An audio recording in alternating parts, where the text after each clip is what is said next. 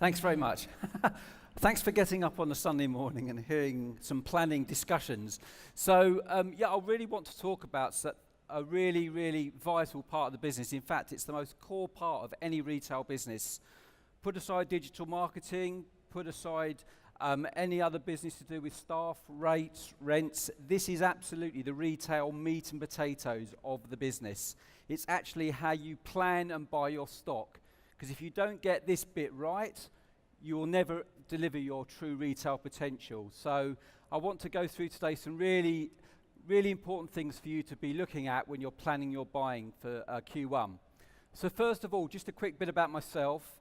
Tony Scott, I've been in retail all my life. 1989, I was part of the team that set up the Georgia Asda brand when I had a full Brian May hairstyle, believe it or not, way back when.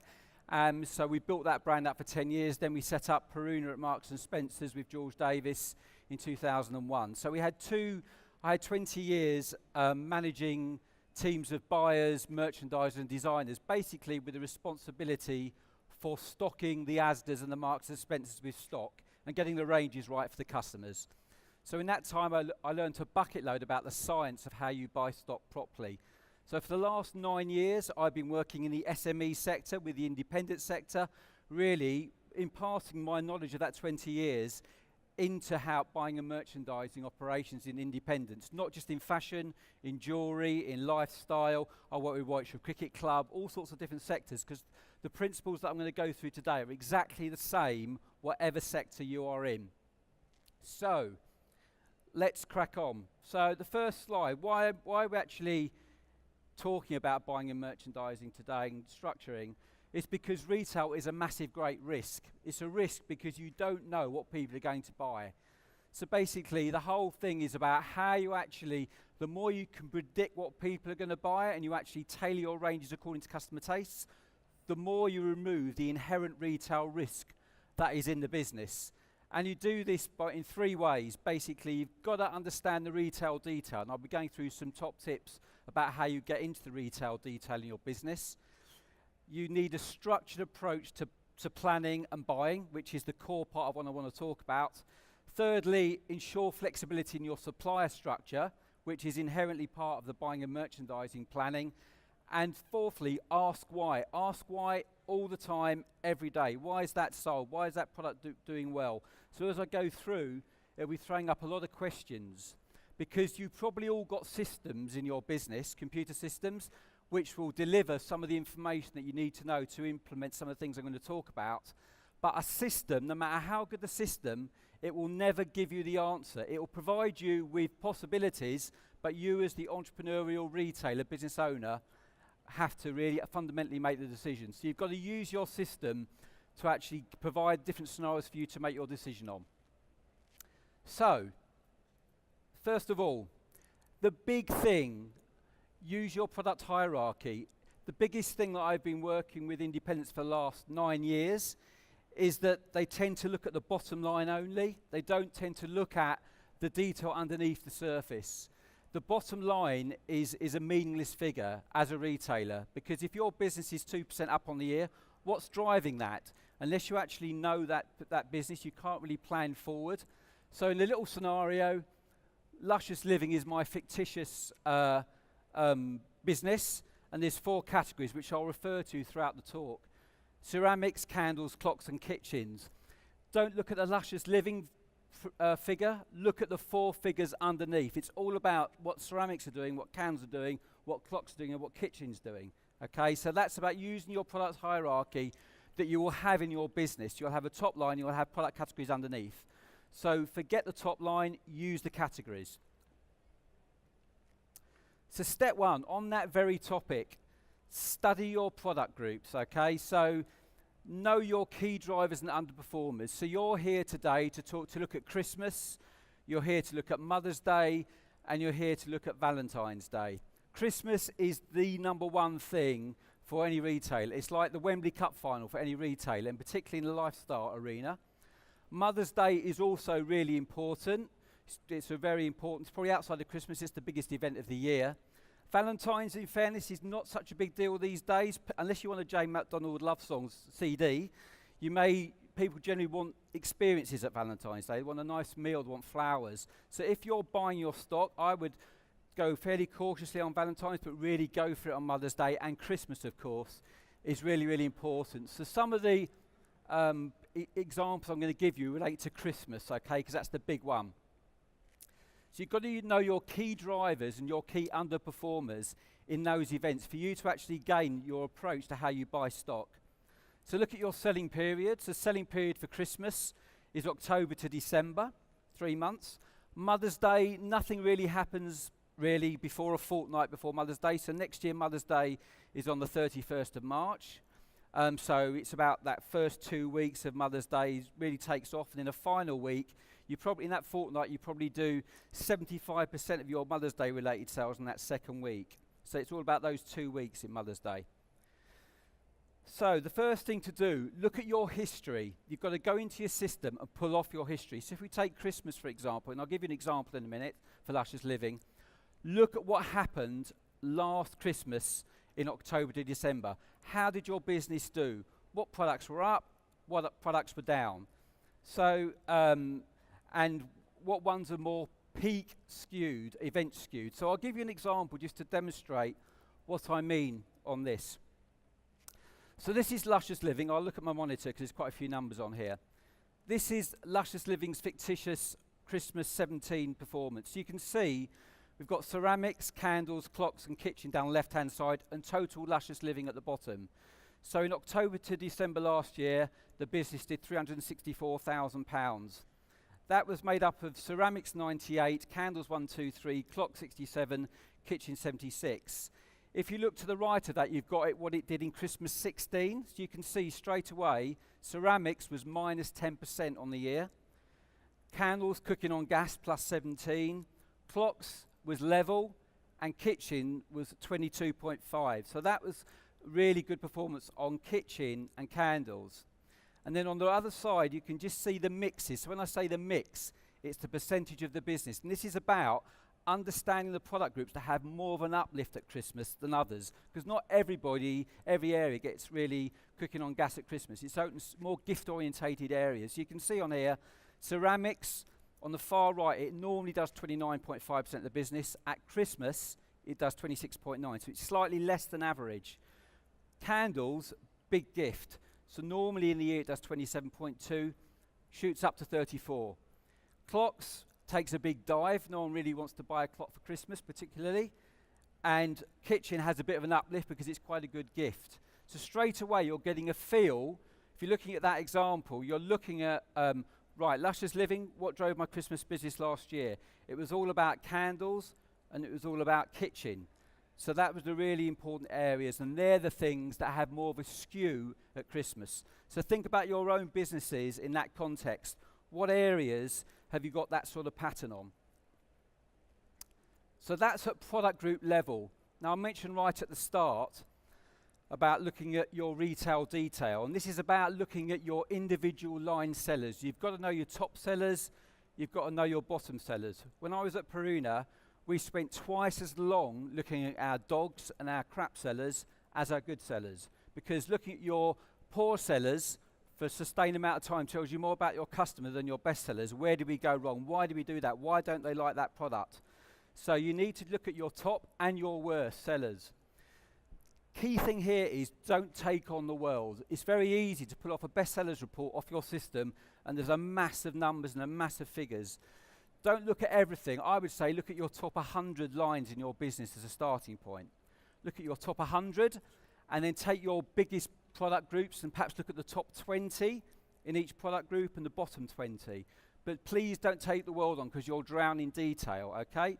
But if you look at that sort of top 100, typically your top 100 lines probably take 30 to 40% of your business and they're probably 15% of your options. So it's really about understanding your top 100 lines. So, first thing is, and I'll give some examples in a minute, of your bestsellers on your lines, did you run out when you wanted them to? This is about full price sell-through, and I'll give an example in a minute of what that actually means. Basically means you sold out, you've got a barnstorming winner, you could have bought more. Secondly, what were your worst sellers? So when you're actually looking at your lines, that's based on a week's cover. And and also finally, when you're looking at it, don't drop your best sellers without having a replacement. So this is about looking at the lines. The previous slide we looked at product group SKUs, we're now looking at the lines. So how do you review those line details and ascertain what is a top and worst seller? So the first thing is to say, actually, before we talk about sell-through and lost potential, is that another thing that I've noticed is a lot of people interpret a bestseller as how many units you've sold. You need to look at how much money you've taken on the line. The definition of a bestseller is the sterling take, not how many units you've sold. Would you rather sell a leather jacket at £110 or 8 t-shirts at £8.99? So it's about looking at your bestsellers by sterling value. So when you're pulling off your reports, you can rank them probably by retail value. That's a very important point to make. So, first of all, so you're looking at last year, you're looking at the lines, you've pulled off your kitchen, you've pulled off your candles, you want to know what's done well. So, sell-through. This is the number one thing to look at when you're judging on what a seller is or not. It's a full price, so how many units have you sold at full price? If you've bought 100 and you've sold 70 at full price, it means you've got a 70% sell-through. That's pretty good. You'll be looking for between 55 to 70 on everything you're doing. So if you've got 100, that's good. If you bought 100 and sold 20 at full price, poor seller, it's a dog. 20% sell-through, you've had to put 80 into markdown, you've made a loss. So looking at your top lines, remember, don't take the world on, just look at your best sellers. What was the full price sell-through? Now, if someone said to me, what's the quickest way to increase your sales in your business, it's buying to loss potential. A lot of people, when they actually look at what a line is sold, they may have sold 50, and they say, right, well, next year that did quite well, I know what, I'll buy 55. But in fact, you're only really going to grow your line by about 10% there. If you've sold out, you really need to buy to your loss potential. And what I mean by that is, if you take this example, if you've bought a line for 3 months to be on stay in your shop for 12 weeks, and it sells 40, you bought 40, it sells 40 and sells out of stock after 4, it means you're doing 10 per week. So your buy was 40 and you sold it after 4 weeks. You could come to a fair like this and buy 45, 44, buy a bit more if you're doing a repeat. But really, if you've been in stock of that bestseller for 10 weeks, you could have bought at least 80 or 70 or 80. So straight away you're getting on the back of a winner and you're actually buying it for 8 to 10 weeks to be in stock of, based on the fact that customers love it. So straight away, if you think about your full price sell-through there, you're buying a winner and you're going to have a stock of a winner for a longer period of time. So, that's the line sales. So we've talked about the product groups. We know the best-selling product groups. We know the line sales. You know what your best sellers are. You know what lines have driven those product group sales. You've got a really good feel coming to a fair like this. You really know what you're doing. You know you're going to go for those areas. It's now about building a buying strategy behind that work that you've done already on product group and on lines. Buying strategy sounds quite grandiose, but really what it fundamentally is actually looking at what your business has done and putting a really nice structured plan in place to how you buy your stock. And the biggest thing that I've seen over the last 9 years is that working with the SME independents is that it's full of really passionate retailers, but this is the bit that quite often doesn't get done. It's more of a feel thing. It's almost a bit of a finger in the air thing, and that is a bit of a cardinal in retail. If you're buying blind, that is the cardinal sin. You've got to buy to a structure and to a policy. So, we're talking about building a buying strategy. What does that actually mean? It actually means that you're putting your sales plans in place forward. We're now talking about Christmas 18. You're putting your sales plans in place according to your strengths, according to Luscious Living's candles and kitchen trend. So it's also based on your day-to-day experience as well. So this is quite numbery, what I'm talking about today, but you can't lose sight of the fact that you need your day-to-day experiences in your shops, what your staff are saying, what your customers are saying. Oh, I love that. Couldn't we have that in another colour? We love that, but if you've got anything a bit more expensive, all that sort of feedback coming in all the time by your staff, you need to diarise, and also trends. I'm not saying in here today that you should be doing loads of repeating on everything. It's a lot of the business is about newness, particularly in lifestyle. I work with a big lifestyle client, And they've got as much about newness as repeating. So actually think about trends, what's coming through on colour, what's coming through on styling. So you set your sales plans by product class, and I've got an example in a minute to show you. And you've got to look at what the growth on year would be in that scenario, and I'll give you an example, as I say, shortly. And then you've got to add it all up and say, what is your overall growth? Because if you actually think, well, I'll give that 10%, that 15, that 20, you may come out the bottom line at 20% growth, and your accountant may say, oh my God, you can't put 20% growth in, it's a really tough market. So you've got to fine tune it accordingly, have a vision on what you want to get to on your bottom line. You may think, well, I'm going to go for 3% or 4% growth, okay? And by the way, all these principles are relevant for a web-only business as well as bricks and mortar. This isn't just about shops, this is completely the same for website. So, and also your key suppliers. I'm not going to talk too much about suppliers today because that's a whole nother topic that I could do 40 minutes on. But what I would say is you need to have a really, really good look at your supplier base. See how many suppliers you've got first of all. Probably you need to consolidate. More than likely you've got too many suppliers. And number one, who have you got a good relationship with? Who do you get on well with? Who gives you the best margin? Going back to the first bit of analysis on product group, and when you pull off your best sellers, are they all from certain suppliers? Because if they are, it means that supplier's got a really good handwriting for your business. So you set your sales plans, you then build in buying plans and what's called open to buy. So again, I've got an example to give you in a minute on a spreadsheet of this. So a buying plan is based on your sales plans plus what's called a breaking stock. Now the break stock is the most important number in retail, believe it or not, and it's not a thing that people talk about much. But a break stock is how much you want to finish at the end of the season in your business. So I akin it to like a plane take. If a plane takes off, they climb to 50,000 feet. They're going through November and October at 50,000 feet. They can then see at the end of December the runway, and they have to start their descent in like mid-December to get down to a lower level and get back onto the runway. And it's the same in your business. You don't want to have the same stock at the end of December that you did in November, because you'll have an enormous markdown. And when you go around the high streets today and you see all the sales on, a lot of that is to do with businesses not being in control of their break stock. When I was at Peruna, we worked rigidly to 15% break stock, which if we did sales of £1 million, we broke 150 grand. And that meant our markdown was diddly squat and we were hugely, hugely profitable. So if you actually translate that to your business, think about a break stock. And I'll give you an example in a minute for you to work at. It's surprisingly simple. It sounds quite technical, but it really is straightforward. It's about getting into the rhythm of how you work. What that then does, once you've set up your buy plan, you've then what's called open to buy, which I'm sure many of you have heard of what open to buy is. But fundamentally, it's how much cash you've got to spend on product. Okay, so again, I've got an example for you. Are you with me so far? Good. Right, so I've got some slides coming up now that have got some numbers on them, so please feel free to take any photos of them, but I'll talk you through them. These are to provide examples of planning. So the first one, this is about your autumn 18 plans. This is the Christmas plan that you will place. So this is about, if you think back to our earlier slide, same model, ceramics, candles, clocks, and kitchen. So you can see these 4 groups.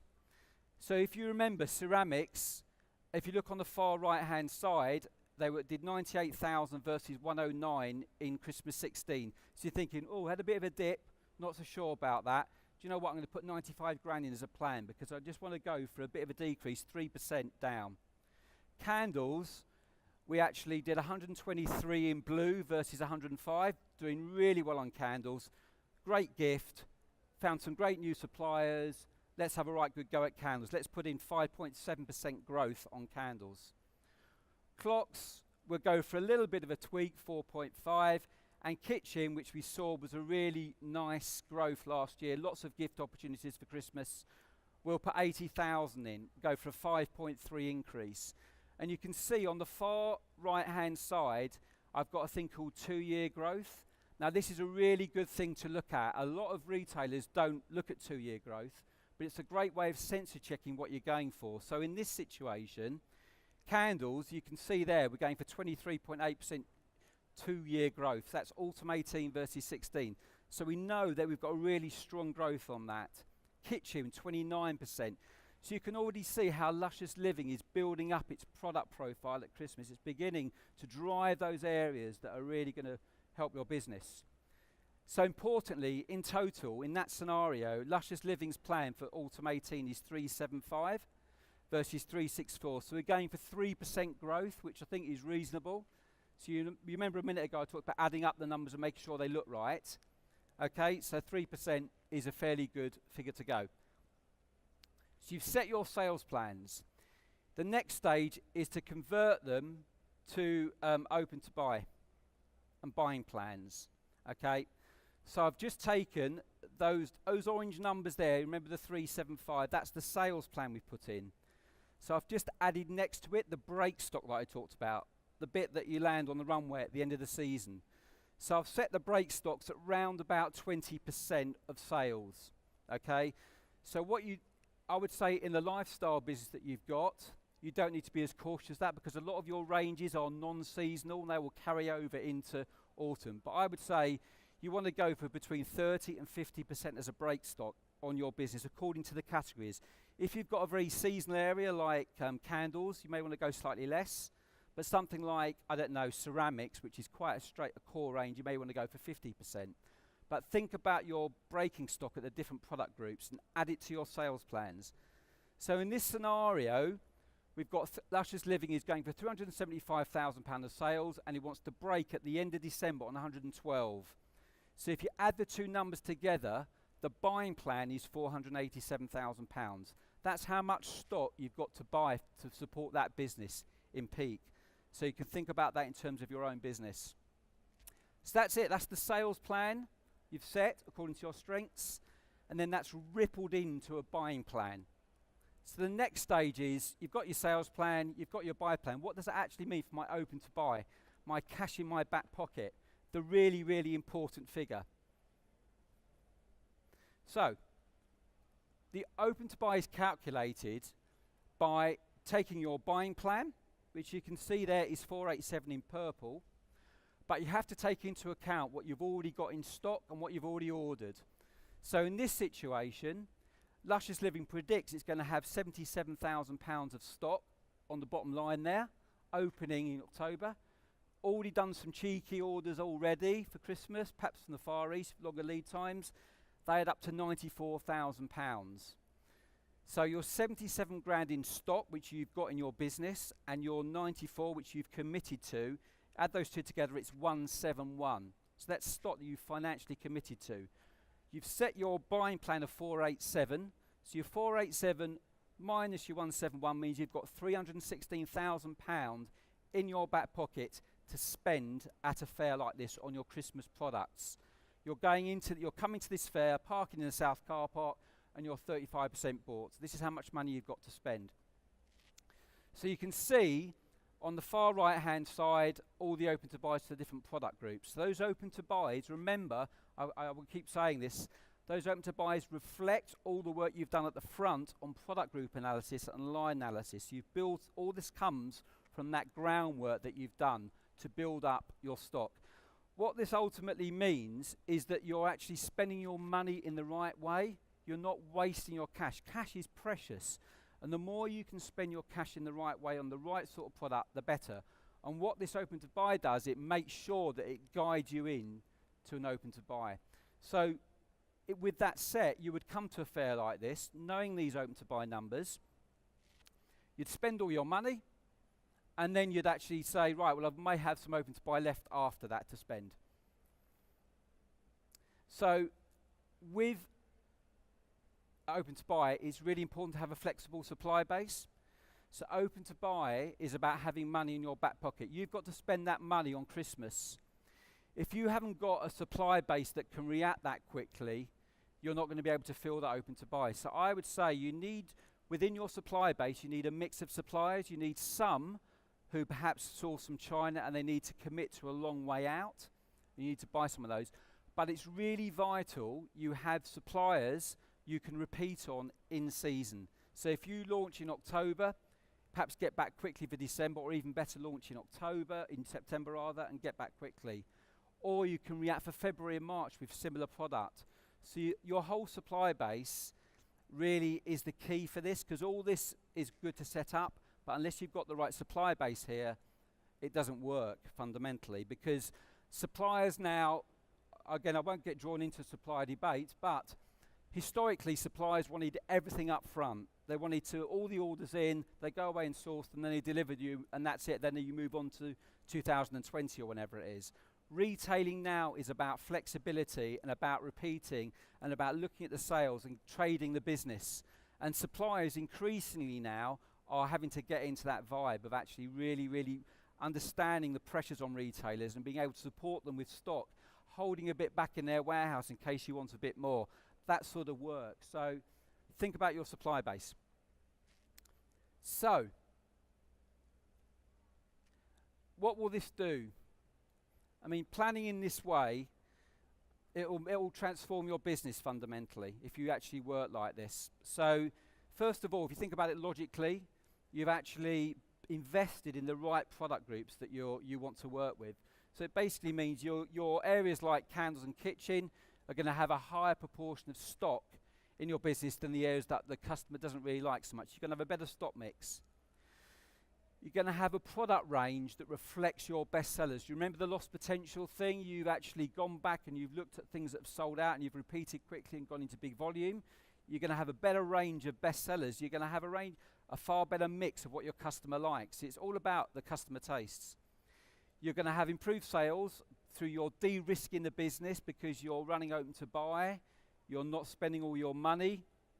And finally, you've got reduced markdowns, and this is what it's all about, net margin, profit. You're going to reduce your markdowns, and you're going to have more net margin, which your accountants will be really, really happy about. And finally, you're going to have a reduced stock holding, and that means you're going to be saving loads of cash because you won't be investing in so much stock, because you'll be with a clear break stock in mind. That break stock thing will really bring your stocks down, and you'll be running your business so much more profitably through this. Fundamentally, you're going to have your customers are going to love what you're doing, and they're going to come back for more. So I've got one last bit of homework for you. One last bit of homework before any Q&As. The most important number in retail is sales per square foot. If you've got a bricks and mortar shop, that is how much return you're getting off your shop floor. It's worked out by divide your sales by your footage. So if you've got sales of £10,000 a week, and you're doing you've got 1,000 square feet, it means you're doing £10 per square foot, okay? So if you're doing £5,000 off that, you're doing £5 per square foot. So when you go back to your shops, work out your square footage and work out what sales you're doing per week to work out your sales per square foot. If you are doing under £5, you've either got a shop that's too big for what you're working to, or you really need to look at your ranging in a very big way because you're not driving that return of your square footage. If you're doing between £6 and say £11, doing pretty well actually, that is not bad at all, and there'll be a lot of opportunity for you to grow that even more. If you're doing over £11, you're doing good. You've probably even got a possibility of buying a little bit of a bigger shop somewhere because you're sweating the space really, really well. So that is the one figure that will give you a guide about how you're doing. So that is, I think, all I've got to say. So I'm Tony Scott. My business is Retail Spa. If anybody wants to come and ask me any questions or take my card, that's great. But I appreciate your Sunday morning listening to me talking. Hopefully it's been useful, and best have a great fair.